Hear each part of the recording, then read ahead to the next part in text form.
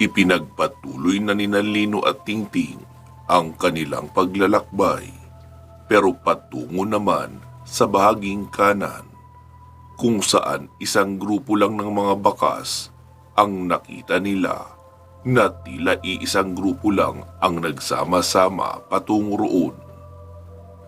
Ting, 2:00 na pala ng hapon, no? Wala pa tayong tanghalian ah. Oo nga, Kuya Lino. Sige pala, magpahinga na muna tayo at kumain. Nakakadalawang oras na rin naman tayo sa paglalakad. Oo nga, Ting. Tama ka. Napapagod na rin ako. So paano? Ikaw na uli ang bahala sa paghahanda ng pagkain? Oo, sige Kuya Lino. Umidlip ka muna. Mukhang inaantok ka eh. Nagluluha ka na nga sa kakahikab. Oo, Ting. Tama ka talaga. Kanina pa ako inaantok. Doon nga muna sila pumwesto sa gilid ng isang puno. Nagsapin lang ng sako si Lino at agad nang natulog ng nakahiga. Si Tingting naman ay dahan-dahan lang sa kanyang kilos habang nagluluto ng kanin. Noong makaluto na ay pinatay na ni Tingting ang butane stove. Nakaramdam na rin siya ng sobrang antok. Dahil na rin sa pagod, kaya naisipan niyang umidlip na muna at saka nagigisingin si Lino kapag nakaidlip na rin siya kaunti. Nakita niya rin naman na mahimbing ang tulog ni Lino at humihilik pa nga. Kaya nagsapin na rin siya ng sako sa kahumiga. Namalaya na lang ni Tingting noong may tumatapik na sa kanya. Ting, Tingting, papadilim na oh. Napalalim ang tulog ko eh. Nagulat naman si Tingting noong mapansing nag-aagaw na nga ang liwanag at dilim. Hala, oo nga Kuya Lino. Pasensya na, inantok rin kasi ako eh. Kaya naisipan ko rin umidlip. Anong oras na ba? Tinignan naman ni Lino ang kanyang relo. 5:30 na. Naku, papagabi na pala. Hindi na rin tayo pwedeng magtuloy sa paglalakbay. Didilim na eh. Oo nga Ting, kaya kumain na lang muna tayo, tapos magpahinga. Agahan na lang natin ang pagsisimula ng paglalakbay bukas para malayo ang marating natin. Okay sige Kuya Lino. Sagot ni Tingting, tapos inilabas na ang 2 mangkok na stainless. Hinati niya lang sa 2 ang laman ng isang kalderong kanin, tapos nagbukas ng corned beef at hinati lang din sa 2 at ibinuhos sa ibabaw ng kanin. Saka iniabot kay Lino ang isa. Tahimik silang nagsikain ng kanilang hapunan at noong makatapos ay saka naman nagpainit ng tubig si Tingting para makapagtimpla sila ng kape. Kuya Lino, namiss ko ang ganitong pang-aramdam ah. Iyon ba ang nasa gubat tayo? Parang dati. Oo nga eh, nakakamiss rin ang ganito. Kaso kapag ganito, mga aswang gubat lang ang nalilipol natin. Ang totoong mga salot ng mga aswang ay yung mga nasa syudad. Lalo at hindi lang panglaman tiyan ang pakay nila, kundi pamimerwisyo talaga sa mga mamamayan. Sa bagay, tama ka Kuya Lino. Ang aswang kasi na narito sa kagubatan ay ang mga umaakyat lang din rito ang mabibiktima nila. Hindi kagaya ng sa bayan na walang pili. Muli silang natahimik habang paunti-unting humihigop ng kape. Nagpalipas pa sila ng oras habang nagkikwentuhan at noong sumapit ang 8:00 ng gabi ay nagsipahinga na sila para dalawin na ng antok. Kinabukasan, 5:00 pa lang ng umaga ay gising na sila pareho ni Tingting. Maagang nagsaing si Tingting ng kanin, tapos nagluto na rin ng noodles at ibinuhos sa ibabaw ng kanin. Iyon na ang kanilang naging almusal. Hindi pa rin noon nakakasikat ang araw ay nagsimula na sila sa kanilang paglalakad. Habang patuloy na hinahanap ang mga bakas ng mga kabataan na nagtungo sa direksyong iyon. Samantala, atin na ring balikan ang naging sitwasyon ng mga kabataang estudyante na napadpad sa bahaging iyon. Noong magsimulang maglabasan ang mga aswang sa paligid ng campsite, ay pagapang na tumakas ang tatlong dalaga, sina Mila, Christine at Faye. May mga kalalakihan rin ang sumunod sa direksyong kanilang tinakbuhan, pero biglang nagsilitawan ang mga aswang mula sa iba't ibang direksyon, kaya nagkahiwa-hiwalay ang mga kalalakihan. Pero ang tatlong dalaga ay kanya-kanyang kapit sa kamay ng bawat isa para hindi sila magkahiwa-hiwalay sa pagtakbo. Hanggang sa mapunta sila sa bahagi na may mababang bangin. Kahit may liwanag na ibinibigay ang buwan, ay limitado pa rin para sa mga kadalagahan, lalo at hindi naman nila kabisado ang kinaroroon ng bundok. Kaya naman hindi rin nila alam na nasa gilid na sila ng bangin. Naunang nadulas si Mila at nasundan na rin ng dalawa niyang kaibigan. Dahil nasa gilid lang pala sila ng bangin, kaya hindi nila naiwasan na magtuloy-tuloy ang kanilang paggulong paibaba. Mabuti na nga lang dahil hindi tirik na tirik ang bahagi ng bangin na iyon. Bali pa ibaba lang iyon, kaya nagpagulong-gulong lang sila hanggang sa makarating sa ibaba. Hindi nila alam kung may sugat o pilay ba sila dahil namamanid ang kanilang katawan. Hindi na rin nila nagawa pang makatayo dahil sa sobrang pagod. Hanggang sa doon na rin nga sila nakatulog.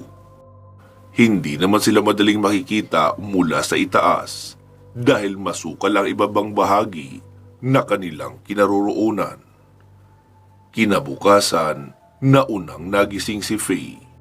Mila, Chris, magsigising na kayo. May mga bangkay ng mga kaklase natin sa unahan, oh. Agad namang nagising ang dalawa, tapos saka sila naglakad papunta sa unahang bahagi. Nagulat naman sila noong biglang mapabalikwas ang dalawang kaklase nilang naroon.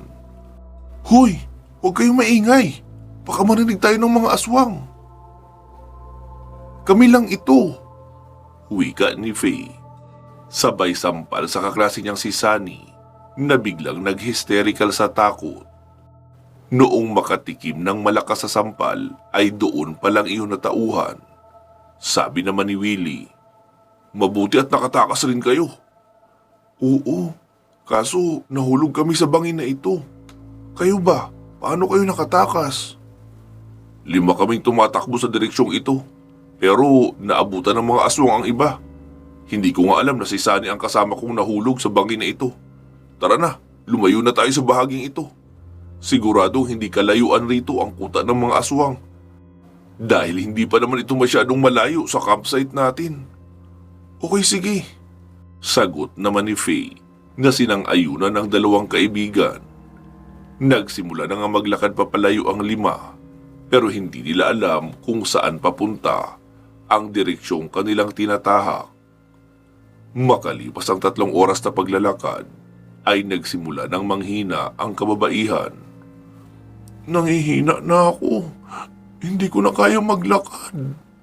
Wika pa ni Mila. Kami rin. Pagsang-ayon naman ni na Christine at Faye. Sabi naman ni Willie, "Hindi pa tayo pwedeng magpahinga rito. Open area pa ang bahaging ito. Madali tayo makikita. Tapos nasa ibabang bahagi pa tayo. Alalayan na lang namin kayo para kahit mabagal ay tuloy-tuloy pa rin ang paglayo natin." Okay, sige.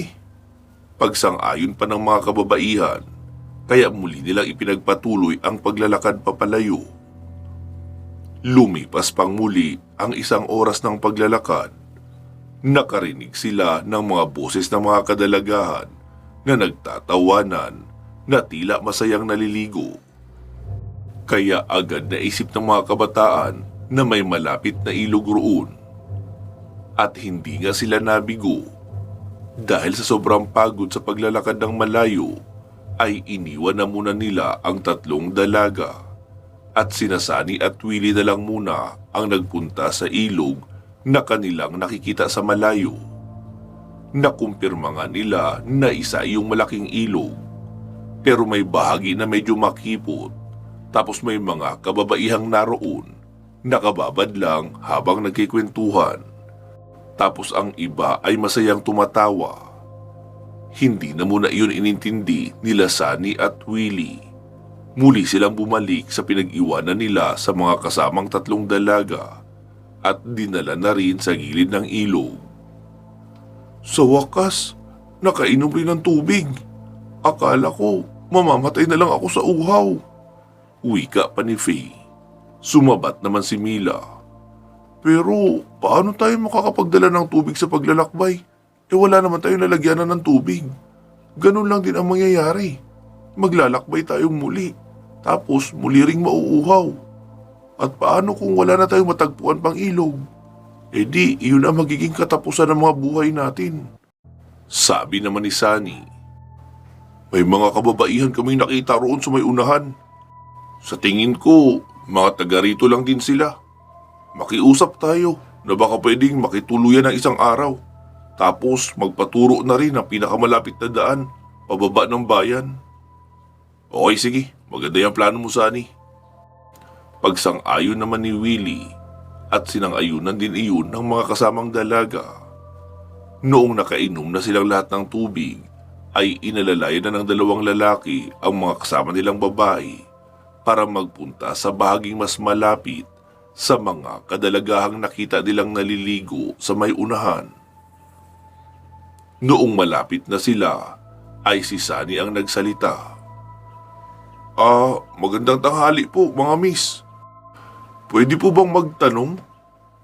Tila nag-aalangan na wika ni Sunny dahil noong malapit na sila sa mga iyon, ay bigla siyang nakaramdam ng kakaibang kilabot na hindi niya maipaliwanag.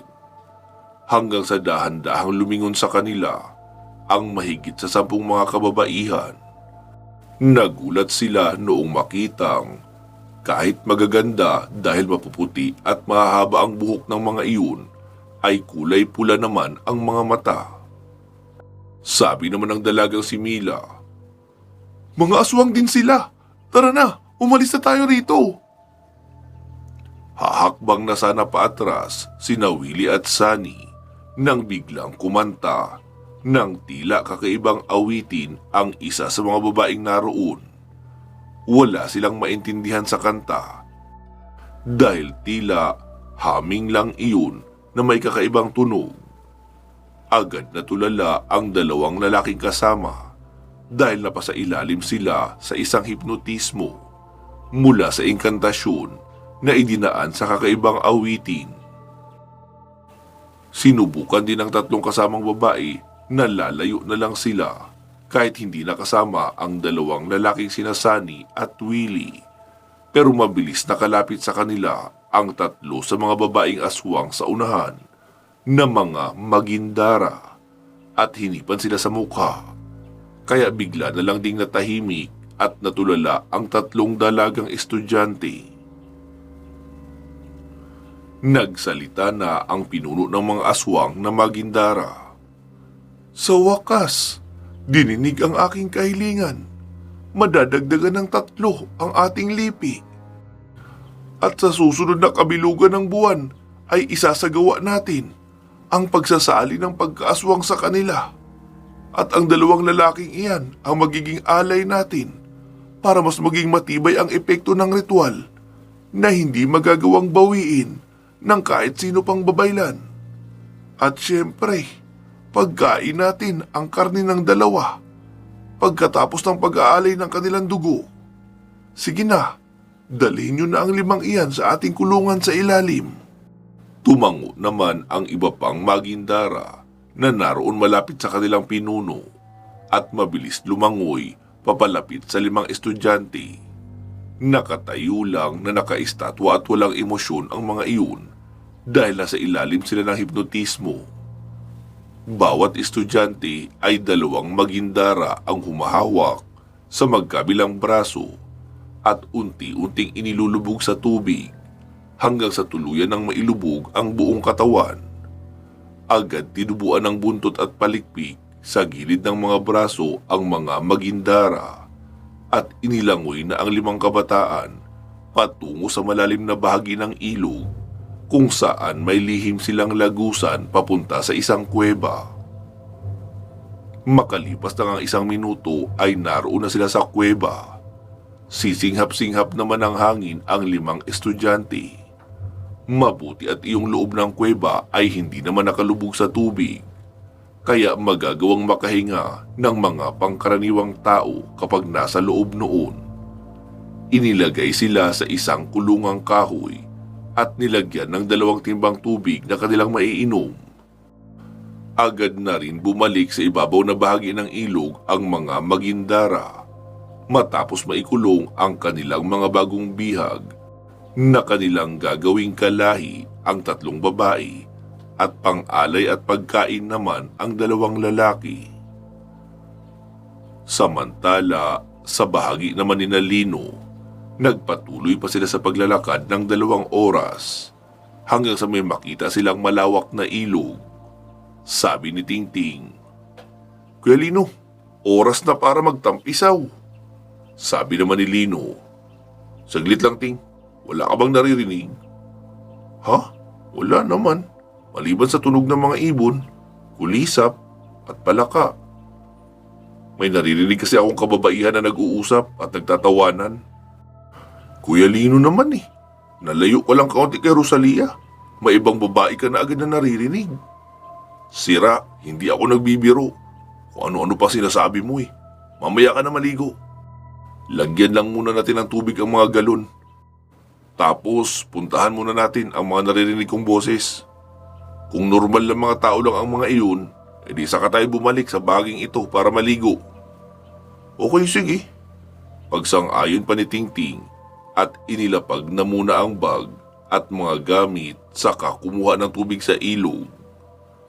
Ganon din ang ginawa ni Lino, pero uminom na muna siya dahil mas malamig ang tubig sa ilog na iyon kumpara sa tubig na nasa dala niyang mga galon. Matapos makakuha ng tubig ay muli na silang nagpatuloy sa paglalakad. Ilang saglit pa ay nakikita na nila ang mga kababaihan na mahigit sa 10 ang bilang, naliligo sa bahagi ng ilog na may mga bato. Sabi ni Lino, Ting, ikaw na magsalita. May duda akong hindi sila normal na mga tao. Anong pinagsasabi mo dyan, Kuya Lino? Sa puti ng likod nila at kinis, sa tingin ko normal sila na tao. Pero hindi nga lang normal ang kagandahan nila. Dahil siguradong magaganda ang mga ito. Sige, ikaw bahala. Opinyon mo yan eh. Babala lang naman ang sinasabi ko. Sagot pa ni Lino at hinayaan na si Tingting. Mga miss, magandang araw sa inyo. Magtatanong lang sana kami ng kasama ko. Agad namang napalingon sa kanila ang mga dalaga. Normal ang itsura ng mga iyon at sobrang gaganda, maliban sa mapula ang mga mata. Sabi naman ni Lino, sabi ko na nga ba eh, may kakaiba sa kanila. Sabi naman ni Tingting, anong sinasabi mo dyan, Kuya Lino? Normal lang na maging mapula ang mata dahil baka matagal na sila nakababad dyan. Di ba? Nakakapula ng mata ang matagal na pagbababad sa tubig. Tangi, sa dagat lang yun. Ilog kaya ito. Ganun ba yun? Nagsalita naman ang pinuno ng mga magindara. Akalain nyo, noong 1 linggo lang ay pinadalahan tayo ng 5 regalo. Tapos may 2 uli ngayon. Sabi naman ni Lino, ibig sabihin, nakarating na rito sa inyo ang 5 mga estudyante na hinahanap namin.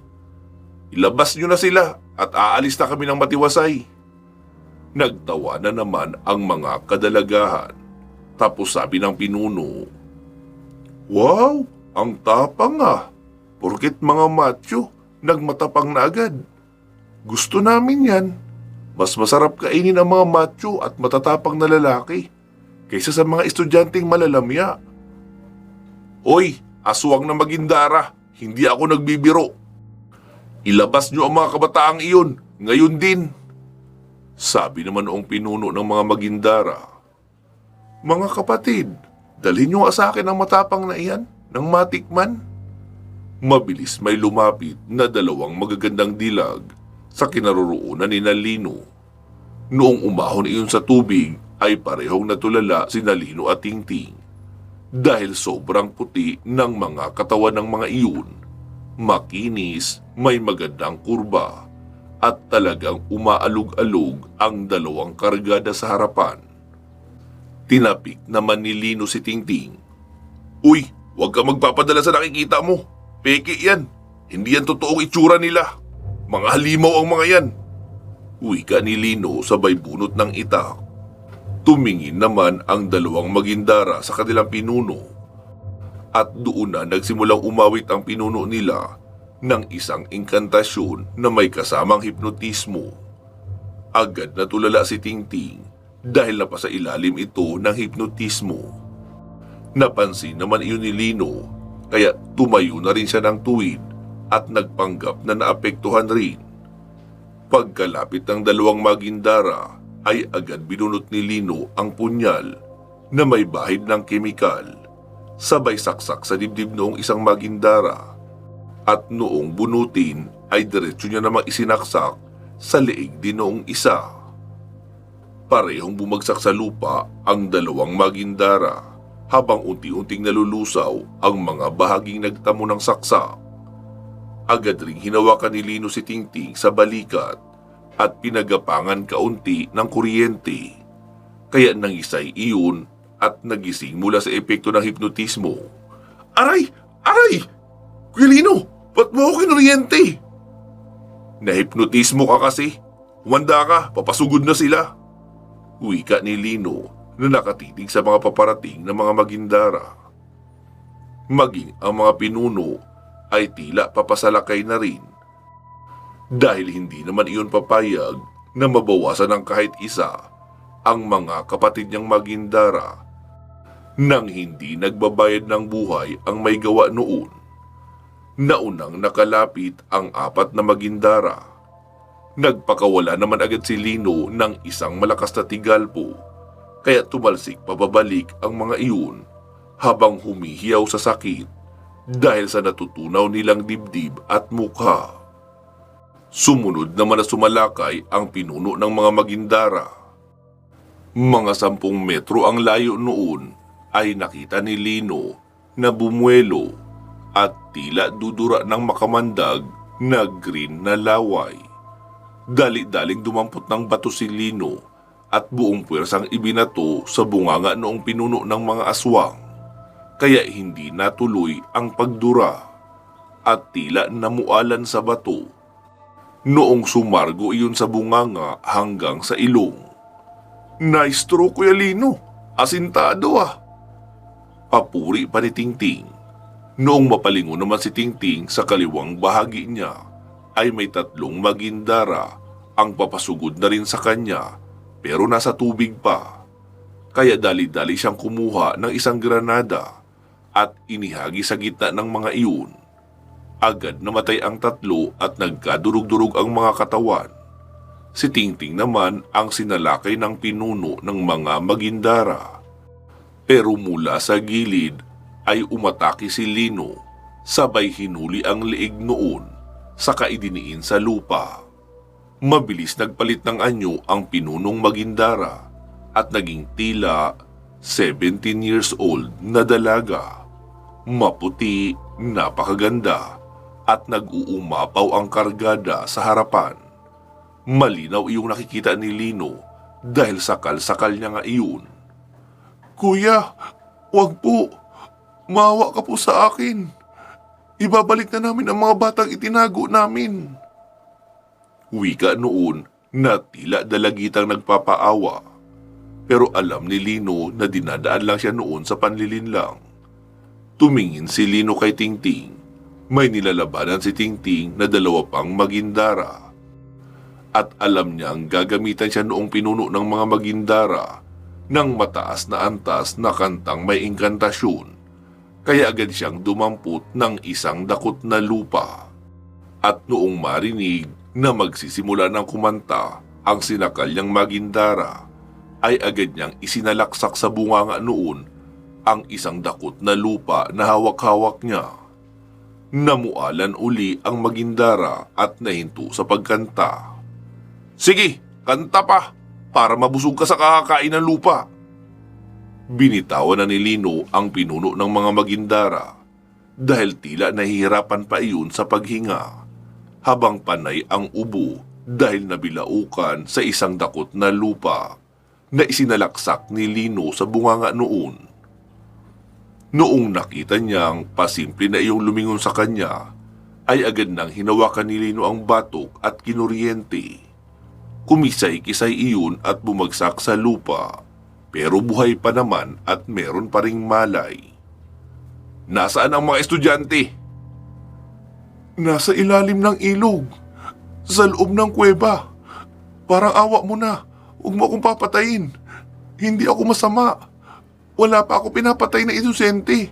Dahil wala namang nagagawi rito. Bakit mo binihag ang mga estudyante? Para maging kalahi ko ang tatlo sa kanila. Hindi ko nais malipol ang lahi ko. Gusto kong dumami kami para maging mas masaya ang pagbabantay namin sa ilog na ito.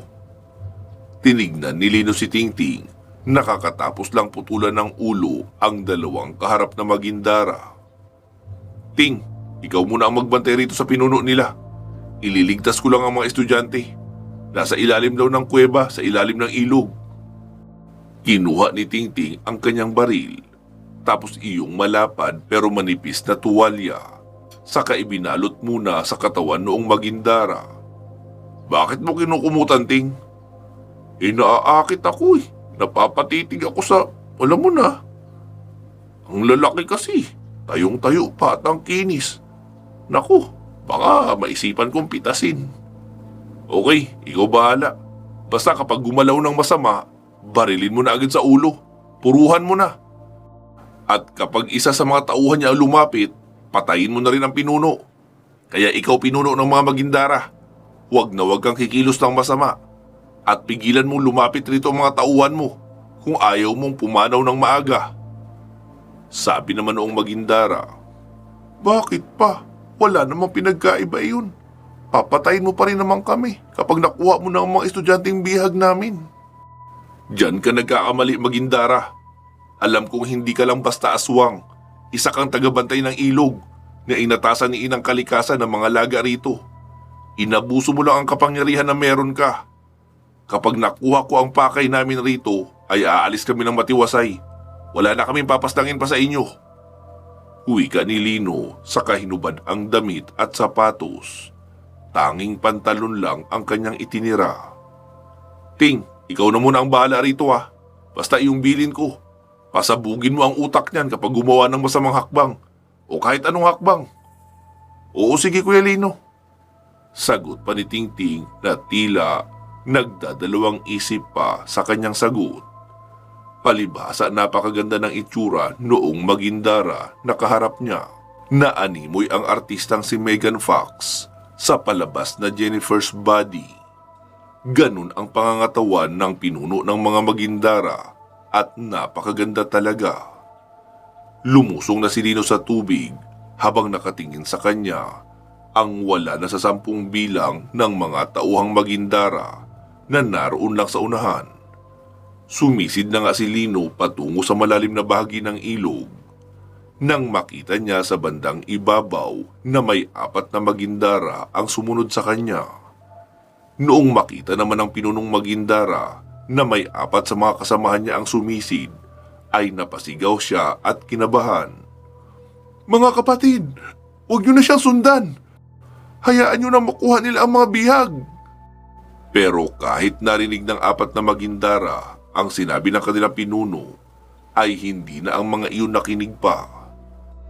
Agad nilang sinundan sa paglangoy si Lino at noong makalapit ay 2 ang humawak sa magkabilang binti ni Lino at 2 rin ang humawak sa magkabilang kamay.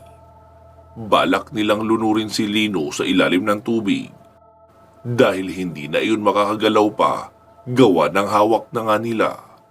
Pero mali sila ng ginawa. Dahil noong makahawak ng mahigpit kay Lino ang 4 na mga Magindara, ay agad siyang nagpagapang ng mataas na bultahe ng kuryente sa kanyang mga binti at mga braso. Nangisay ng matindi ang apat hanggang sa unti-unting naluto ang kanilang laman at binawian ng buhay. Noong patay na ang apat ay nagpatuloy na si Lino sa paglangoy. Malapit na siya sa butas ng kuweba, pero malapit na rin siyang maubusan ng hangin sa baga. Kaya ibinuhos niya na ang kanyang natitirang lakas para makarating sa butas ng kuweba. At sakto lang nabibigay na ang kanyang baga, ay saka na siya nakapasok sa bukana noon. Napasinghap siya ng marahas para makahinga. Ilang minuto pa siyang sumisinghap ng paulit-ulit para makabawi ng nawalang oksigen sa katawan. Noong tumingin siya sa unahan ay naroon ang mga estudyanteng bihag.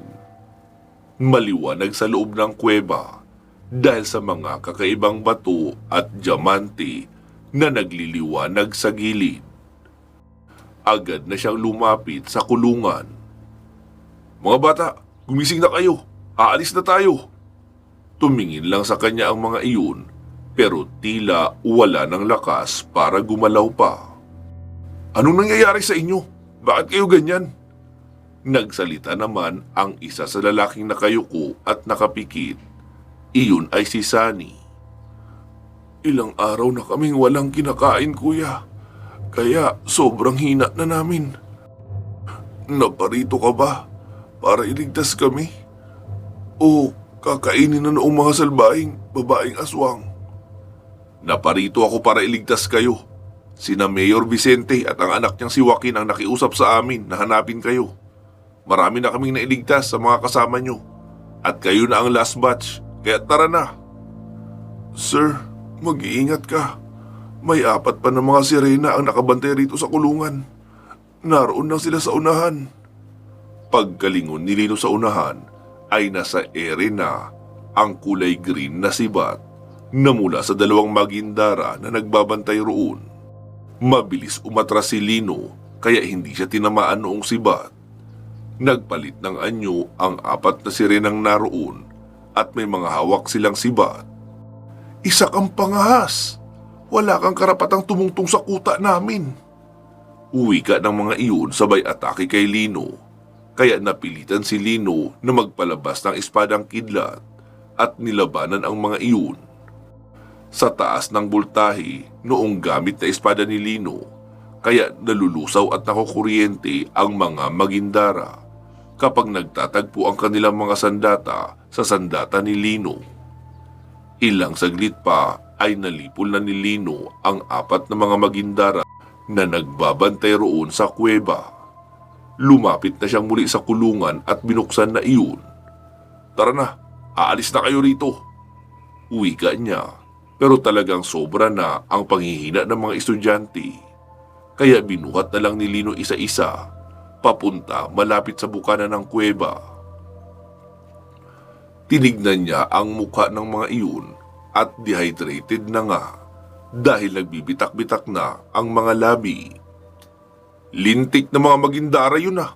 Nasa ilalim ng ilog ang kulungan. Hindi mo lang nagbigay ng sapat na tubig sa mga bihag." Kinuha ni Lino ang timba na nakita niya sa loob ng kulungan at sinalukan ng tubig. Saka pinilit na painumin isa-isa ang mga estudyante para magkaroon man lang ng kahit kaunting lakas. Hindi niya maililigtas ang mga iyon kung ganoon na halos lahat ay hindi na magawang kumapit. Noong mapainom na ay nag-isip muna si Lino ng paraan kung papaano niya mailalabas sa kuweba ang mga estudyante at kung papaano niya madadala sa ibabaw ng ilog. Nakita niyang mga nakasinturon ang 2 lalaki estudyante. "Pare, pahiram muna ako ng mga sinturon niyo ha. Kailangan ko ng panali para madala ko kayong lahat sa itaas." Tumango lang sila Sunny at Willie, pero nakatungo pa rin at nakapikit. Kaya si Lino na mismo ang nag-alis ng kanilang sinturon. Pinagdugtong-dugtong niya ang sinturon ng 2 kasama na ang kanyang sariling sinturon at nilagyan ng buhol. Pinagtabi-tabi niya na rin ang 5, pero nasa magkabilang gilid ang 2 lalaki. "Makinig kayo, lalabas na tayo sa kuwebang ito. Kayong mga lalaki, hawakan niyo ang mga kasama niyong babae. Kahit pa nakatali ang kamay nila, ay maaari pa rin silang kumalas kung hindi nila magagawang kumapit ng mahigpit dahil sa kanilang panghihina. Hihilahin ko ang dulo ng sinturon para maiahon ko kayong lahat. Sir, kaya mo po ba yun? Masyado po kaming mabigat kung 5 na kami nahihilahin nyo. Iwanan nyo na lang po kaming 2 rito. Yung 3 babae na lang ang dalhin nyo. Naku, hindi pwede. Mamamatay kayo rito kapag iniwan ko kayo. Dahil anumang oras ay guguho na ang kuweba. Dahil napatay ko na ang 4 na aswang na nagbabantay rito. May binding spell pala ang kuweba na konektado sa 4 na iyon. Kapag namatay sila, ay guguho ang kuweba. Kaya kailangan sabay-sabay ko kayong mailabas. Tumango na lang ang 2. Sige, huminga na kayo ng malalim. Inhale tapos exhale. Sige na, mga 5 ulit. Kayo rin mga babae, kumilos kayo. Ito na ang huling panganib na kakaharapin nyo. Kapag nakaligtas kayo rito, ay makakauwi na rin kayo na ligtas sa pamilya nyo. Isipin nyo ang mga magulang nyo na umiiyak ngayon sa bayan at sobra-sobra ang pag-aalala sa inyo. Huwag kayong susuko ng ganun-ganun na lang. Ilaban nyo ang buhay nyo hanggang sa huling hininga. Tila galit at may otoridad na pagkakasabi pa ni Lino. Nagkaroon naman ng lakas na loob ang 5 sa mga sinabi niya. Nakita niyang nagawa ng kumapit ng 3 babae sa sinturon gamit ang kanilang 2 kamay. Inilalayan na rin ni Lino ang 3 na makatayo. Tapos naroon na sila sa bukana ng kuweba. Humanda na kayo, lalabas na tayo. Ready? 1, 2, 3. Wika ni Lino, sabay na una nang lumabas. Sumunod naman sa kanya ang 5, kahit nakapikit pare-pareho. Saktong nakalabas lang ang lalaking si Sunny ay tuluyan ng gumuho ang kuweba ng mga magindara. Doon na nagsimulang pumadyak ng marahas si Lino para mahila ang 5 paitaas, pero masyado talagang mabigat, lalo at hindi pumapadyak ang 3 kababaihan. Ang 2 lalaki naman na kahit pumapadyak ng mahina ay hindi naman sapat para makatulong na maiangat ang kanilang sarili. Kaya agad nang nag-isip si Lino ng paraan. Limitado lang ang hininga ng mga estudyante dahil sa sobrang panghihina at maari silang malunod na roon. Kaya naglabas na ng mahabang latigo si Lino na gawa sa kuryente ng kidlat. Sa kanya ikinumpas paitaas at binigyan ng kautusan ang latigo na iyon na kumapit sa kahit anong malaking bato o puno sa itaas. Hindi naman nabigo si Lino dahil nung hilahin niya ang latigo ay may nakapitan na iyon sa itaas. Kaya muli niya nang binigyan ng kautusan na mabilis na umiksi. Habang umiiksi ng mabilis ang latigo na hawak ni Lino, ay mabilis rin silang nahihila paitaas. Pagkarating sa itaas ay sumigaw kaagad si Lino. Tingting, bilisan mo! Alalain mo silang maiahon sa tubig! Agad namang inilagay ni Tingting ang baril sa holster at isa-isang pinaghihila ang mga kabataan papunta sa gilid ng ilog. May malay pa ang 5 pero mahihina pa talaga. Ang galing ng naisip mo, Kuya Lino, na gumamit ng latigong kidlat para mahila kayo mula sa ilalim. Nag-aalala nga ako kung paano mo madadala sa itaas ang 5 kabataan. Hindi ko rin naman alam na ganito na sila kahina. Oo nga, Ting.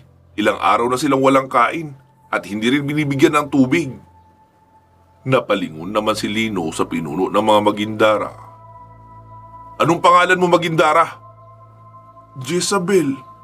Jezabel, huwag ka nang mag-alala sa buhay mo at sa 3 kalahi mo na natira. Marunong ako tumupad sa aking salita. Bigyan mo ako ng mahiwagang halamang tubig na kayang magpagaling ng karamdaman at magbigay ng lakas sa katawan ng tao. 5 dahon lang para sa 5 estudyanteng ito. Hindi sila makakarating ng buhay sa bayan kung ganyan ang kondisyon. At kasalanan nyo ang nangyayari sa kanila ngayon. Kung sana binigyan nyo lang sila ng kahit anong makakain, edi may lakas pa sana sila kaunti na matitira. Tumingin ang magindarang si Jezabel sa 3 magindara na naroon pa sa tubig at tumango. Tapos agad nang nagsisisid ang tatlo.